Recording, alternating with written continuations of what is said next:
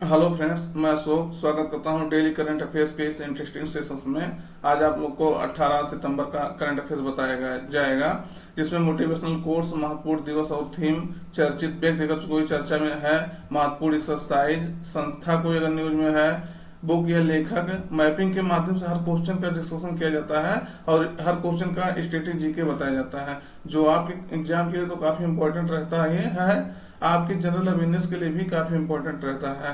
तो video last तक देखिएगा, कई सारे जो है जानकारी आपको मिलने वाले हैं, तो इसलिए जो वीडियो लास्ट तक देखिएगा।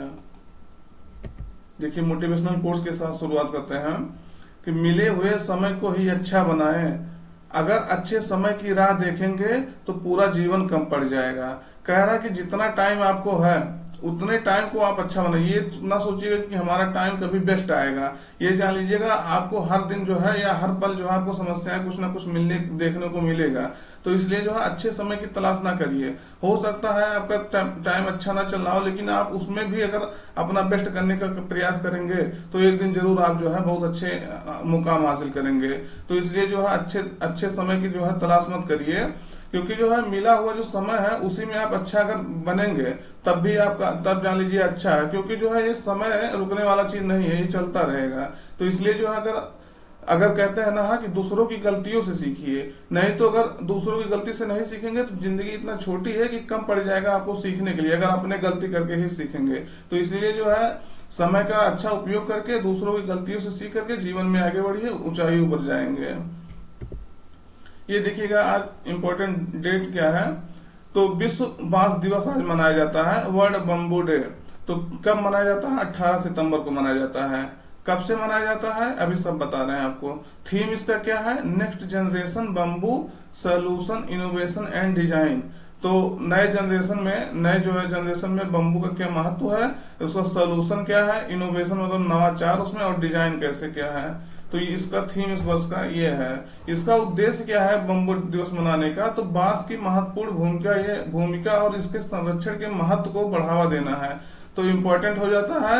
विश्व बांस दिवस की शुरुआत जो है 2009 में विश्व बांस संगठन द्वारा किया गया था। तो इम्पोर्टेंट हो जाता है, ये 2009 से जो है मनाया जा रहा है। लेकिन ये विश्व बांस संगठन देख लीजिए इसके बारे में। ये विश्व बांस संगठन जो है 2005 में सुजैन लुकास और डेविड नाइट्स द्वारा स्थापित एक गैर लाभकारी संगठन है, जो बांस के क्षेत्र में काम करता है। तो ये 2005 में स्थापित हुआ था विश्व बांस संगठन, और ये दो व्यक्ति हैं, सुजैन लुकास और डेविड नाइट्स, इनके द्वारा स्थापित किया गया था गैर लाभकारी संगठन के रूप में। तो ये इंपॉर्टेंट हो जाता है। इस वर्ष का इसका जो थीम है ये इंपॉर्टेंट हो जाता है।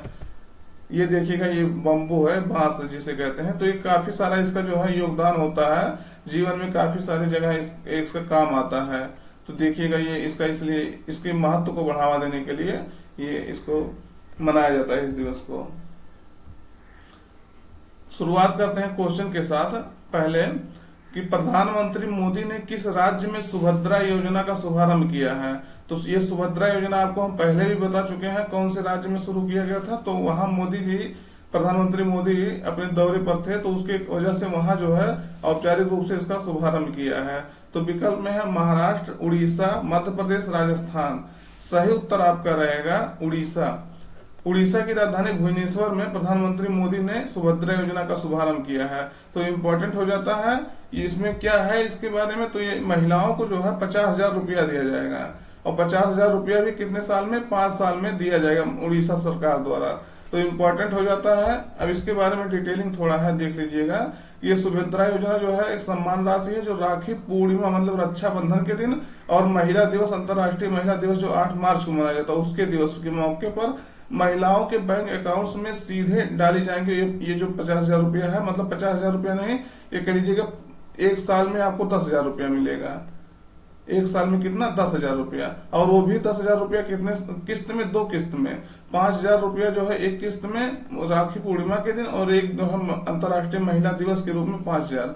यानी साल में 10,000 रुपया और 5 साल में 50,000 रुपया आपको दिया जाएगा। तो यही चीज इसमें बताया गया है कि योजना के तहत 21 से 60 साल की जो हम उम्र की महिला को इसमें कवर किया गया। लगभग 1 करोड़ से अधिक महिलाओं को हर साल 10,000 रुपये मिलेंगे। तो हर साल किस रूप में, यह आपको हम बता दिए, दो मतलब उसमें किस्त में मिलेंगे इसमें। और ये 2024-25 से लेकर के 2028-29 तक चलेगा। कितना इसका बजट है ये देख लीजिए, 55,825 करोड़ रुपए का बजट इसमें आ रहा है। तो ये जो है इम्पोर्टेंट हो जाता है। कौन से राज्य सरकार ने बनाया ये आपसे पूछा जा सकता है, और पूछा क्या बहुत ज्यादा वो है इम्पोर्टेंट है, पूछा जाएगा, क्योंकि प्रधानमंत्री मोदी भी उसका उद्घाटन कर रहे हैं। अगला देखिएगा, पत्तन पोत परिवहन और जलमार्ग मंत्रालय ने किसे अपना नया ब्रांड एम्बेसडर नियुक्त करने की घोषणा की है? तो किसे किया है? विकल्प में मनु भाकर, अवनी लेखरा, प्रीति पाल, पीवी सिंधु। सही उत्तर आपका रहेगा मनु भाकर। ये ओलंपिक जो है खिलाड़ी हैं, निशानेबाज हैं, तो इनको जो है पत्तन पोत परिवहन एवं जलमार्ग मंत्रालय ने जो है अपना ब्रांड एम्बेसडर, नया ब्रांड एम्बेसडर नियुक्त करने की घोषणा किया है। तो यह है मनु भाकर, आप सब जानते होंगे। इन्होंने जो है अब की बार पेरिस ओलंपिक में कांस्य पदक जीता था, तो इम्पोर्टेंट हो जाता था। पहली अवार्ड शायद यही जीती थी भारत की तरफ से। तो ये जो है निशानेबाज है, ये मनु भाकर ने जो है 10 मीटर एयर पिस्टल में 10 मीटर एयर पिस्टल में जो है क्या जीता था? कांस्य पदक जीता था। तो इम्पोर्टेंट हो जाता है, ये क्वेश्चन जो है आपसे पूछा जा सकता है। और मनु भाकर हमेशा काफी न्यूज में रह रही हैं, इसलिए जो है ये क्वेश्चन और इम्पोर्टेंट हो जाता है। अगला देखिएगा, 76वें एमी पुरस्कार समारोह का आयोजन कहाँ किया गया था? तो विकल्प में है New York, Los Angeles, Paris, London. तो सही उत्तर आपका रहेगा लॉस एंजल्स। यूएसए के लॉस एंजल्स में इसका आयोजन किया गया था। तो इम्पोर्टेंट हो जाता है 76वें जो है एमी पुरस्कार का, अभी इसका घोषणा किया गया है सब पुरस्कार का। तो कहाँ किया गया था? तो लॉस एंजल्स के जो है पीकॉक थिएटर में किया गया था। तो कहाँ है ये? यूएसए में। इम्पोर्टेंट हो जाता है। और एमी अवार्ड क्यों दिया जाता है? तो किस क्षेत्र में दिया जाता है? एमी अवार्ड जो था अंतर्राष्ट्रीय और अंतर्राष्ट्रीय टेलीविजन उद्योग के लिए प्रदान किया जाता है। तो इम्पोर्टेंट हो जाता है, किसके लिए दिया जाता है? टेलीविजन उद्योग के लिए इसको दिया जाता है। 76वें प्राइम टाइम एमी अवार्ड में शोगन ने जो है सबसे ज्यादा अवार्ड जीते हैं। कब कितना जीते हैं? 14 अवार्ड जीता है। तो इम्पोर्टेंट हो जाता है। इसको कौन प्रदान करता है? तो international academy of television art and sciences द्वारा इसको हर वर्ष प्रदान किया जाता है। कब इसको दिया जाता है? पहली बार कब दिया गया था? तो 1949 में इसको पहली बार दिया गया था। तो ये जो है इम्पोर्टेंट हो जाता है। अभी जो है आपके देश के जो है वीरदास इसमें जो है इस पुरस्कार के जो है अवार्डी में वो किए गए थे, बुलाए गए थे। तो इसलिए ये भी क्वेश्चन आपसे अभी जल्दी ही कवर किए थे। तो वीरदास को भी जानिएगा। अगला क्वेश्चन देखिएगा, आईसीसी एम्पायर पैनल में देखिएगा, आईसीसी एम्पायर पैनल में शामिल होने वाली सलीमा इम्तियाज की महिला बन गई हैं। तो किस देश की पहली महिला बन गई हैं? विकल्प में है अफगानिस्तान, पाकिस्तान, श्रीलंका, बांग्लादेश। सही उत्तर आपका रहेगा पाकिस्तान। तो ये जो सलीमा इम्तियाज हैं, ये जो है आईसीसी के एम्पायर पैनल में शामिल होने वाली पाकिस्तान की पहली महिला है। तो ये है देखिएगा क्यों सलीमा इम्तियाज। तो इम्पोर्टेंट हो जाता है, किसी देश की पहली महिला बनी है जो आईसीसी एम्पायर पैनल में शामिल हुई है। मतलब ये जो है एम्पायरियर करते हुए आपको दिख सकती हैं। तो ये जो है इम्पोर्टेंट हो जाता है, किसी देश की पहली महिला इस तरह से बन रही है, तो इसलिए और इम्पोर्टेंट हो जाता है। अगला क्वेश्चन देखिएगा कि हाल ही में विश्व स्वास्थ्य संगठन ने मंकी पॉक्स के लिए पहले टीके वैक्सीन को मंजूरी दी है। तो इसका नाम क्या है? विकल्प में MBA BN, MBA MP, MBA Mpox vaccine. तो सही उत्तर आपका रहेगा पहला एमबीए बीएन। इस वैक्सीन को जो है लॉन्च किया है इसको जो है डेनमार्क की कंपनी ने बनाया था। तो इसको WHO ने पहला ऐसा वैक्सीन है जिसको मंजूरी दी है। तो इम्पोर्टेंट हो जाता है, क्योंकि जो मंकी पॉक्स इस तरह से जो है फैल रहा है पूरे विश्व में, लगभग ये जो है इस कोरोना की वजह से, कोरोना की तरह धीरे धीरे ये बनता हुआ जा रहा है। इसका जो है सबसे ज्यादा इसका जो है प्रभाव कांगो जैसे देश में हो रहा है। तो इसको कांगो में इस वैक्सीन को जो है लगाने के लिए कहा भी गया है। तो इम्पोर्टेंट हो जाता है। और ये पूरे विश्व में, अभी भारत में भी ऐसा सुनाई दे रहा है कि एक केस आ गया है। तो इसलिए जो है ये काफी इम्पोर्टेंट न्यूज हो जाता है। तो मंकी पॉक्स के लिए एमबीए बीएन जो है वैक्सीन बनाया गया है। तो कौन बनाया है? इसका निर्माता जो है बावेरियन नॉर्डिक कंपनी है, डेनमार्क की। तो ये इम्पोर्टेंट हो जाता है, इस कंपनी ने इसको बनाया है। WHO ने जो है पहला वैक्सीन ये बनाया है मंकी पॉक्स के लिए, जो इसको मंजूरी दिया है। एमबीए बीएन वैक्सीन जो है 18 वर्ष से अधिक उम्र के लोगों को लगाया जाएगा और इसके 2 खुराक जो है लोगों को दिया जाता है या दिया जाएगा। तो इम्पोर्टेंट हो जाता है। मंकी पॉक्स जो है देखिएगा इस तरह से कुछ जो है शरीर पर हो जाता है, स्मॉल पॉक्स की तरह जान लीजिए है, उसी की तरह लक्षण है जो हमारे यहाँ स्मॉल पॉक्स जो काफी हमेशा चर्चा में रहता, तो उसी तरह से जो है इसके लक्षण है मंकी पॉक्स के। अगला क्वेश्चन देखिएगा कि भारत की पहली नमो भारत रैपिड रेल यानी जिसे वंदे मेट्रो कहा जा रहा है को कहां से कहां तक लॉन्च किया गया है, कहां से कहां तक चलाया गया है पहली बार। तो प्रधानमंत्री मोदी जो है इस समारोह में उपस्थित थे। तो ये कहां से कहां तक चलाया गया है, इंपॉर्टेंट हो जाता है। क्वेश्चन आपसे डायरेक्ट पूछा जा सकता है। और इसका नाम क्या रखा दिया गया, वंदे मेट्रो से इसका नाम जो है नमो भारत रैपिड रेल रख दिया गया। तो ये भी क्वेश्चन आपसे पूछा जा सकता है। तो विकल्प में है मुंबई से सूरत, सूरत से अहमदाबाद, तीसरा है भुज से अहमदाबाद, गांधीनगर से अहमदाबाद। सही उत्तर आपका रहेगा सी। कहां से, भुज से लेकर के अहमदाबाद को के लिए इसको लॉन्च किया गया है या इसको चलाया गया है, उद्घाटन किया गया। तो इम्पोर्टेंट हो जाता है। अभी हम आपको मैप के माध्यम से भी दिखा दे रहे हैं इसको। ये देखिएगा ये है वंदे मेट्रो जिसका नाम जो है चेंज करके किया गया है नमो भारत रैपिड रेल। तो इम्पोर्टेंट हो जाता है। ये देखिएगा यहाँ भुज है, मैप में आपको गुजरात में चलाया गया, ये आप सब जानते होंगे। और यहाँ अहमदाबाद है, तो इसके बीच में जो है ये चलाया गया है मैप। इसके देखिएगा मैप के माध्यम से आप कोई भी लोकेशन देखा करिए, कम से कम आपको उस लोकेशन पे जाएंगे तो उसके आसपास वाला क्षेत्र जो है कुछ देखने को मिल जाएगा। तो ये कहां से कहां तक इसको कवर किया गया है, तो भुज से लेकर के अहमदाबाद के लिए इसको हरी झंडी दिखाया गया है। तो काफी इंपॉर्टेंट हो जाता है। ये देखिएगा इसमें क्या है, इसके बारे में डिटेल्स थोड़ा।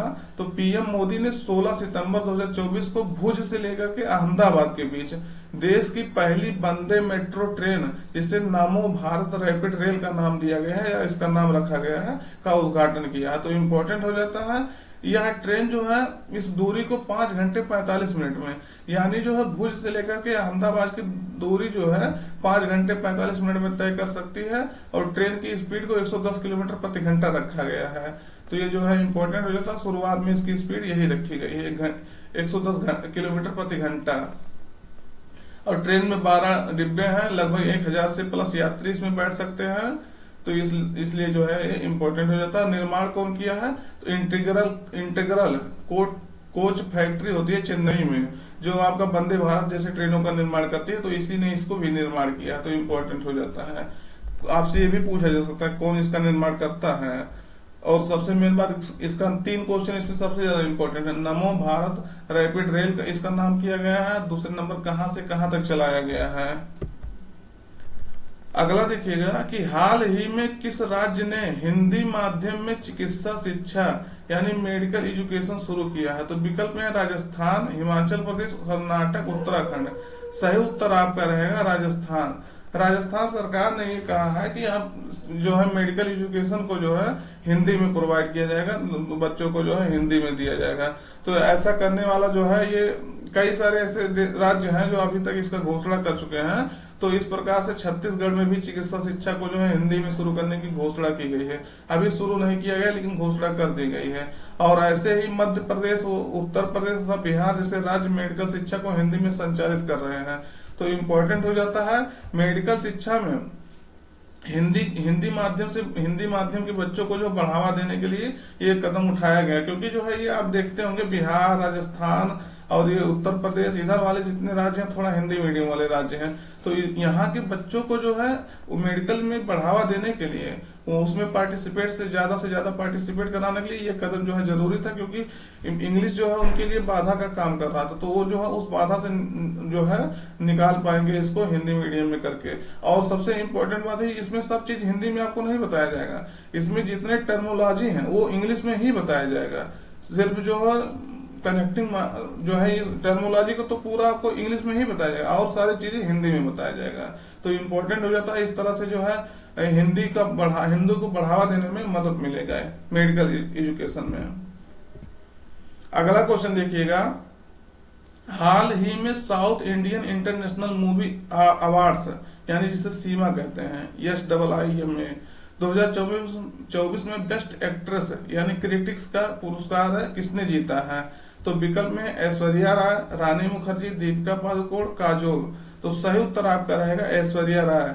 ऐश्वर्या राय ने ही South Indian National Movie Awards SIIMA 2024 का बेस्ट एक्ट्रेस का पुरस्कार जीता है क्रिटिक्स के क्षेत्र में। तो इसमें जो है देख लीजिए इनके बारे में, ये है ऐश्वर्या राय है, इनको ये प्रदान किया जा रहा है। ऐश्वर्या राय जो है, ऐश्वर्या राय बच्चन ने मणि रत्नम द्वारा निर्देशित पोनी इन सेल्वन 2 में जो है नंदिनी की भूमिका के लिए SIIMA South Indian International Movie Award है 2024 में बेस्ट एक्ट्रेस है क्रिटिक्स का पुरस्कार जीता है।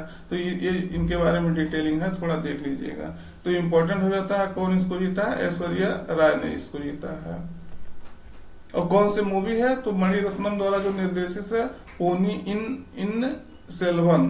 तो इम्पोर्टेंट हो जाता है, इसको जो है थोड़ा सा इसका नाम कहीं कहीं चेंज देखेंगे, पोनी इन सेल्वन, कहीं कहीं थोड़ा सा नाम चेंज करेंगे, लेकिन इसको याद रखिएगा कि इसी के लिए इसको इनको दिया गया है। अगला देखिएगा, दक्षिण एशियाई जूनियर एथलेटिक्स चैंपियनशिप 2024 में पहले स्थान पर कौन सा देश रहा। तो विकल्प में भारत, बांग्लादेश, श्रीलंका, मालदीव। सही उत्तर आपका रहेगा भारत। इस जो है दक्षिण एशियाई जूनियर एथलेटिक्स चैंपियनशिप में 2024 में भारत पहले स्थान पे रहा। लगभग 48 अवार्ड के साथ भारत पहले स्थान पे बना रहा।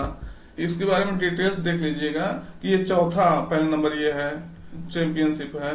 तो दक्षिण एशियाई जूनियर एथलेटिक्स चौथे चैंपियनशिप में 11 से लेकर के 13 सितंबर 2024 तक जवाहरलाल नेहरू स्टेडियम चेन्नई में हुआ, तमिलनाडु में। तो ये भी आपसे इम्पोर्टेंट हो जाता है कि कहाँ इसका आयोजन हुआ। और पहली दक्षिण एशियाई जूनियर एथलेटिक्स देखेंगे तो चैंपियनशिप नवंबर 2007 में हुआ था, श्रीलंका में पहली बार हुआ था। और दूसरा देखेंगे तो 2013 में रांची में हुआ था, यानी झारखंड में।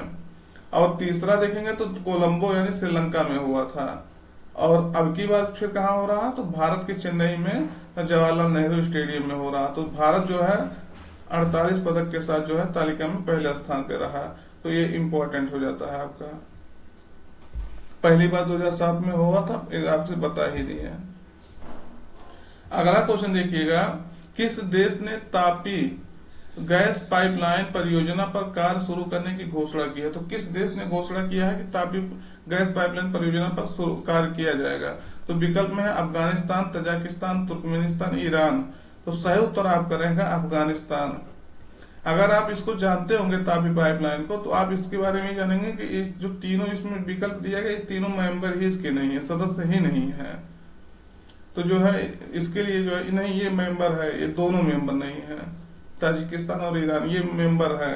तो ये जो है इसलिए जो है ये दोनों आप पहले काट सकते हैं। तो इस तरह से जो है आप क्वेश्चन जो है सॉल्व भी कर सकते हैं।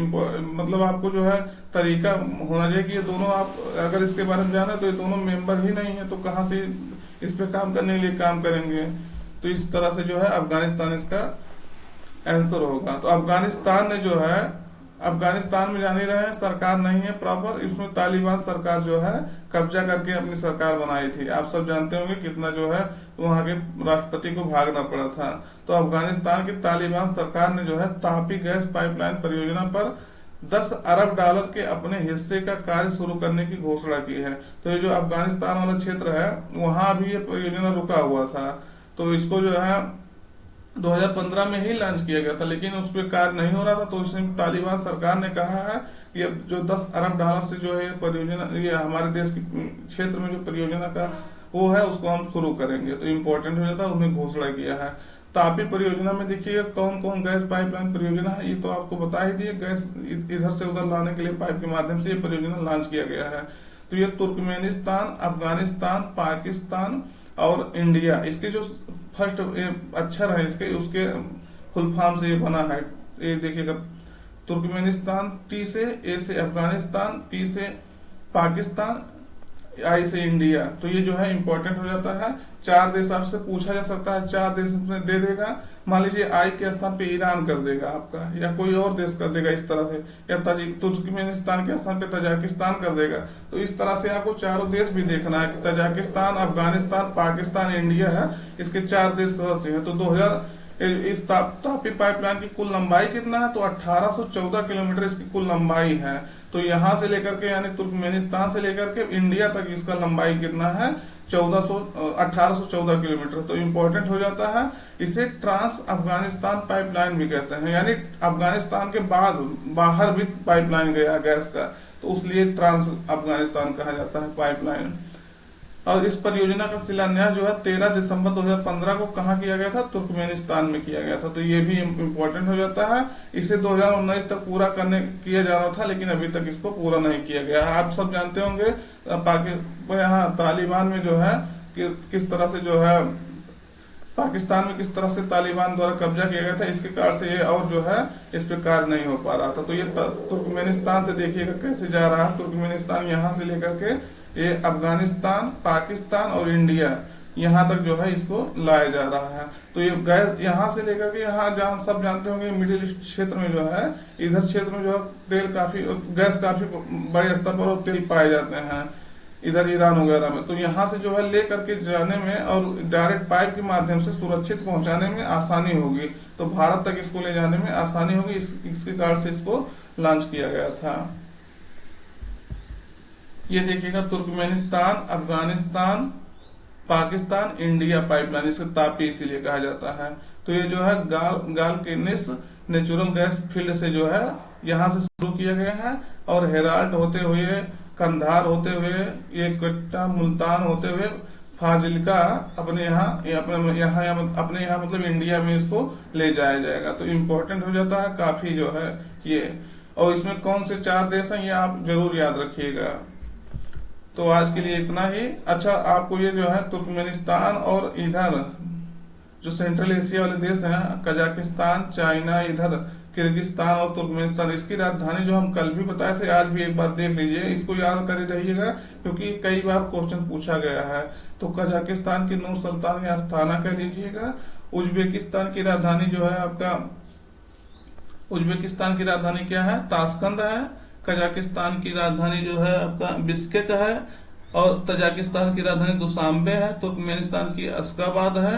ये जो है आप सब इसको देखे रहिए क्योंकि कई बार पूछा गया है। इसमें कोई आप ट्रिक लगा करके अपने माध्यम से ट्रिक लगा करके इसको देख लीजिएगा, क्योंकि ये एक बार नहीं कई बार पूछा गया है। तो ये देखिएगा कैस्पियन सागर से ये जो है 2 देश इसके जो सेंट्रल एशिया वाले हैं, 2 देश इसके टच करते हैं सीमा। तो कजाकिस्तान और तुर्कमेनिस्तान, ये भी क्वेश्चन आपका पूछा गया है। इसमें जो है आप सबसे जानिएगा कि मतलब यहाँ जो ये उज्बेकिस्तान है, उज्बेकिस्तान यहाँ कैस्पियन सागर से सीमा नहीं साझा करता है। तो आज का सेशन कैसा लगा कमेंट करके जरूर बताइएगा। अगर वीडियो में नए हैं तो चैनल को सब्सक्राइब कर लीजिएगा, जिससे आपको कई सारे नई जानकारी मिलता रहे, और अपने दोस्तों तक इसको भी पहुंचा दीजिएगा। तो आज के लिए इतना ही। धन्यवाद। Till then take care.